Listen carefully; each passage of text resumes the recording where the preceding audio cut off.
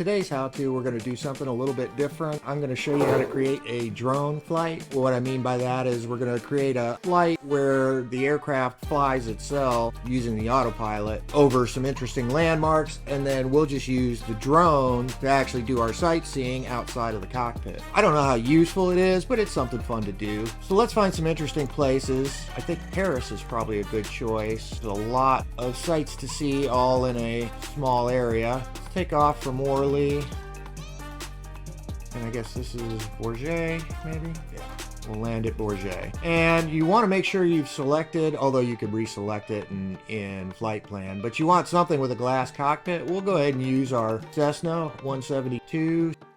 So I need to save. Now, in actuality, if I already had a flight somewhere around Paris, I could have just taken one and modified it.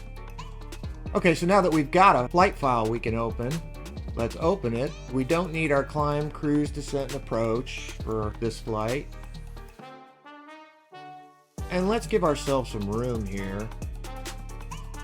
Okay, so we've got lots of sights to see in Paris, of course. Let's start with Notre Dame. Now, you're not going to want to drop your pins directly over the landmarks that you want to see because the aircraft is going to need to navigate. You've got a limited bank angle on the autopilot, so it's only going to be able to turn so fast. So you need to give yourself enough room to fly past the landmarks, and we're going to be in the drone, so basically we'll be able to fly the drone directly over or next to, depending on how high we are, whatever the landmark is. And then we'll select our first waypoint because, as we'll see here, when I drop my first pin, it's going to drop it after whatever the selected waypoint is. It makes it faster and easier to just drop pins on the map.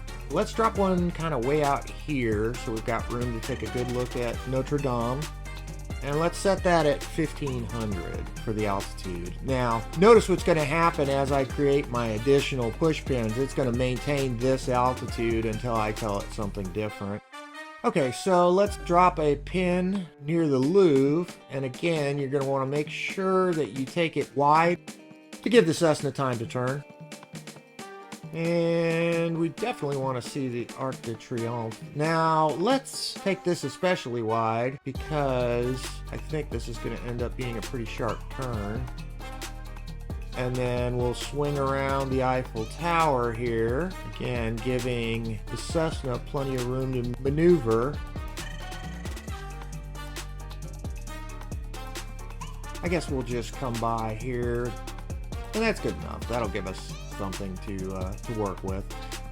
We're going to just set this flight plan in the glass cockpit, let the plane fly itself, and then we're going to exit the cockpit here, and then we really don't need to get back into the cockpit until we're starting to line up the runway for Bourget. So let's make sure we save it. Let's go into Flight Simulator and load this flight plan. And now that you're in World Map, you should be able to see that although there's no waypoints defined because World Map doesn't recognize those waypoints, you'll notice it still has our flight path that we've requested. Let's go ahead and fly it. What we'll want to do, if you look at the route, you'll see it has our same little circle here with all these user points. I wish it would keep our waypoint numbers. So what we'll want to do, you don't need the flight director, but I like my flight director, although I'm not going to be in the cockpit, so it really doesn't matter. But you do want your nav mode turned on so that the autopilot will automatically bank into each of the turns that we've asked for. And then we'll want to set our altitude at 1500, and altitude hold mode will kick on once we reach 1500. Let's go ahead and take off, get in the air. It looks like we're going to clear any obstacles at 1,000 feet, so I climbed to 1,100 and set my autopilot. So at this point, I'm not flying the plane essentially until it's time to land. I'm just a passenger. So one suggestion I have, if you have a game controller, like a Xbox or a PS4 style game controller, you can configure it and it makes flying the drone a whole lot easier. So let's take a look at where we are. And we can probably leave our zoom in pretty close because flight plan is going to follow us. When we jump out of the cockpit into the drone, we'll still see flight plan. We can set whatever map zoom level we want. I'm going to keep it in pretty close so I can see all of the names of the places going by underneath. So I have a button on my keyboard, but you want to choose showcase, and then here's some other options for your drone. I'm no expert on setting the options, but you can tinker around with the drone options.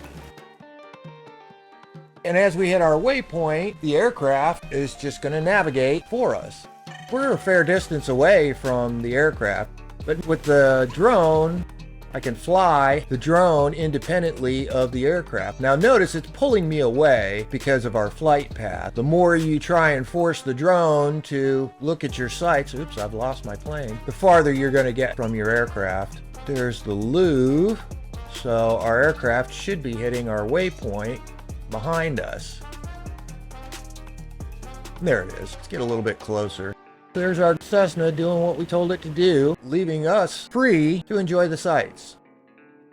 There's the Arc de Triomphe, and we should be taking a nice wide bank around it, so we should be able to take a good look. In fact, I'll fly my drone over here because I suspect we should get sort of a wraparound view as the Cessna navigates around, hits our waypoint. You'll see the GPS, the Garmin, smoothed off the route. It's not flying all the way to each point. You're going to want to know which aircraft you're using and what the capabilities are, so you're going to want to set your waypoints accordingly so the aircraft can end up on the path you really want it on.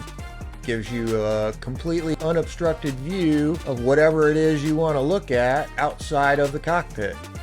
So that's creating a drone flight. As always, this flight plan will be up on simflightplan.com/downloads. I'll put a link to it in the description box. Whether you have flight plan or not, you can fly this particular flight plan exactly as I've shown. The Cessna is a standard aircraft, so you can download this and fly this yourself as long as you have Microsoft Flight Simulator.